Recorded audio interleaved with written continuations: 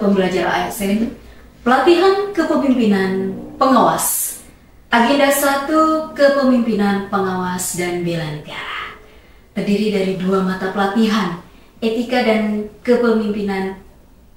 integritas kepemimpinan Pancasila dan bela negara kepemimpinan Pancasila. Kali ini kita akan membahas materi bela negara dan kepemimpinan Pancasila. Kali ini kita sudah bersama dengan Pak Jajang Sumarna, API MPD. Selamat datang Pak Jajang. Selamat datang Ibu. Apa kabar Pak Jajang? Luar biasa. Luar biasa, Alhamdulillah Pak Jajang. Sehat ya Pak ya? Sehat walafiat, Alhamdulillah. Oke. Kali ini kita mau bahas bela negara nih Pak. Silakan. Oke. Nah, menurut Bapak apa sih Pak bela negara itu?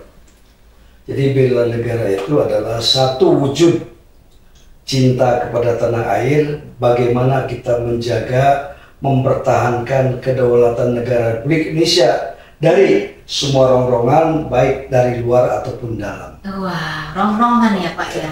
Nah, terkait dengan materi ini bela negara dan kepemimpinan Pancasila nih Pak. Nah, menurut Bapak apa nih Pak kepemimpinan Pancasila?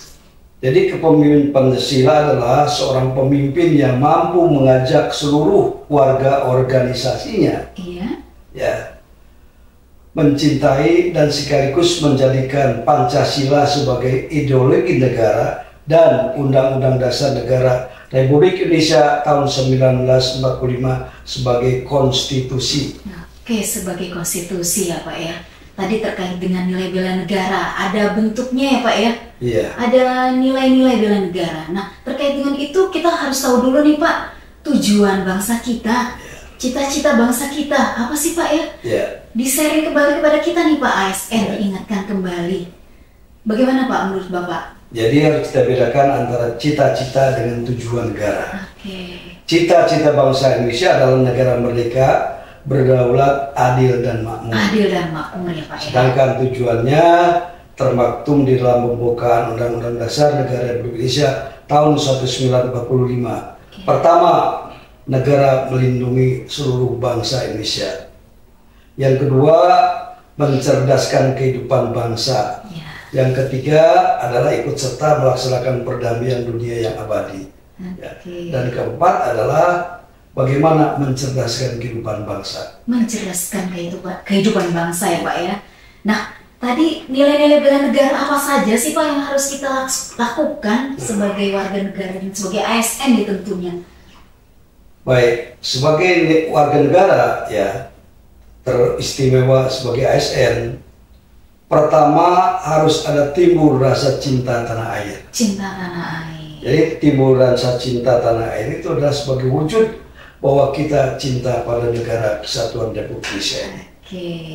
Yang kedua, mempunyai kemampuan untuk berbela negara. Kemampuan bela negara. Yaitu kemampuan fisik dan non fisik. Fisik dan non fisik. Iya, jadi pendeknya sehat jasmani dan sehat rohani. Sehat jasmani dan rohani ya Pak ya. Yang ketiga adalah rela berkorban untuk bangsa dan negara. Yang keempat adalah setia kepada Pancasila sebagai ideologi negara. Setia kepada Pancasila. Oke. Kemudian yang terakhir adalah sadar berbangsa dan bernegara. Sadar berbangsa dan bernegara ya Pak ya. Ada 5 komponen. Ada 5 komponen nilai-nilai dasar bela negara negara yang memang harus kita implementasikan ya Pak sebagai warga negara dan juga sebagai ASN. Iya. Baik. Nah, menurut Bapak seperti apa nih Pak sistem pemerintah Indonesia Pak yang kita memang harus melaksanakan nilai bela negara? Nah, sistemnya seperti apa nih Pak? Jadi sistem pemerintah Indonesia itu diatur di dalam Undang-Undang Dasar Negara tahun 1945 bahwa kepala negara adalah merangkap sebagai kepala pemerintah.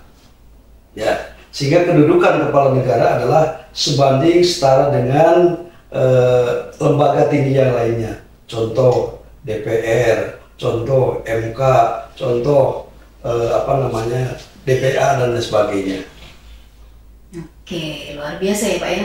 Jadi memang kita sebagai warga negara itu memang harus menerapkan ya Pak dalam kehidupan kita sehari-hari terkait dengan nilai-nilai bela negara. Tadi Bapak sudah menyebutkan ada nilai-nilai cinta tanah air, sadar berbangsa, dan tahu bahwa Pancasila adalah ideologi negara. Jadi bukan hanya kita sebagai ASN, tapi sebagai pemimpin harus melaksanakan nilai-nilai dasar negara, bela negara ya Pak ya? Oh iya, pemimpin itu kan orang yang terdepan. Nah, Dia harus lebih tahu dibandingkan orang lain. oke. Nah, oleh sebab itu, seorang pemimpin itu harus bisa menjadi guru. Jadi guru. Supaya digugu dan ditiru, ya. diteladani.